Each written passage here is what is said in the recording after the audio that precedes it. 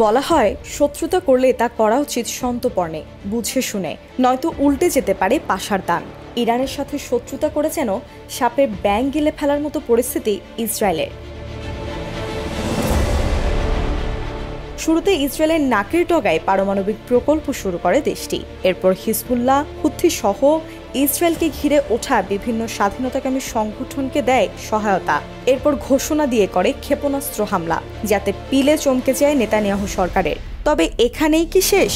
শত্রুতা যখন জনম জনমের, তখন লড়াই হতেই পারে আরও এক ধাপে গিয়ে। এমনই প্রতিশ্রুতিতে এবারে মাঠে নামছে ইরান।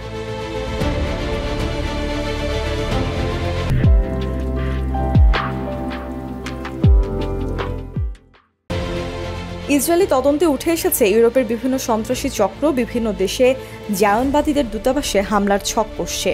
শুধু দূতাবাসে নয়, ইসরায়েলি বিভিন্ন স্থাপনা, এমনকি প্যারিস অলিম্পিকের আসরেও রয়েছে হামলার হুমকি। ফলে বিশ্বজুড়ে ইহুদি কমিউনিটিতে জারি করা হয়েছে রেড অ্যালার্ট। এত তৎপরতার কারণ জানা গেল আরও পরে। ইসরায়েলি গোয়েন্দা সংস্থা মোসাদের বিবৃতিতে জানা যায় এসব হামলার পেছনে আছে ইরান। অর্থ দেওয়া সহ এসব সন্ত্রাসী গোষ্ঠীকে তারা সরবরাহ করছে নানাভাবে। এরপরেই রুহ কেঁপে ওঠে নেতানিয়াহুর। ধর্ণা দেন ইউরোপের সব গোয়েন্দা সংস্থার কাছে। জানা যায় এই পরিকল্পনা রুখে দিতে এরই মধ্যে তদন্ত শুরু করেছে বিভিন্ন দেশ। ধারণা করা হচ্ছে সাম্প্রতিক সময়ে ইরান এ পরিকল্পনা বাস্তবায়ন করা শুরু করেছে।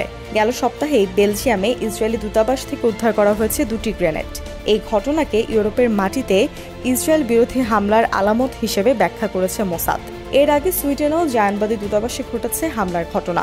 ধারণা করা হয় ইরানের ইশারায় এ হামলার সাথে জড়িত ছিল সুইডেনের ফক্সট্রট সিন্ডিকেট। এ দাবির সত্যতা পাওয়া যায় যখন সামনে আসে ফক্সট্রটের ইতিহাস। জানা যায় সুইডেনের অত্যন্ত শক্তিশালী এই মাফিয়া সিন্ডিকেটের প্রধান রাওয়া মাসিদ একজন কুর্দিস্তানি, জন্মসূত্রে থাকেন সুইডেনে। মোসাদ বলছে, প্রক্সি যুদ্ধের পরিকল্পনা এবারই প্রথম করেনি ইরান। শুরুতে শুধু মধ্যপ্রাচ্যে তেহরান বলয়ে গড়ে উঠেছিল ইসরায়েলি বিরোধী শক্তি। ইরাক, সিরিয়া, লেবানন, ইয়েমেন, ফিলিস্তিন, কোথায় নেই ইরানের সমর্থিত বিপ্লবীরা? এবারে ইরানের নির্দেশে ইউরোপ কাঁপাবে বিভিন্ন ছায়াগোষ্ঠী। গাজায় নিরীহ নারী শিশুদের ওপর যে সন্ত্রাসী কার্যক্রম চালাচ্ছে ইসরায়েল, তারই জবাব দিতে মাঠে নামছে খোদ সন্ত্রাসীরাই। একেই হয়তো বলে, যেমন কুকুর তেমন মুকুর, but test of your own medicine.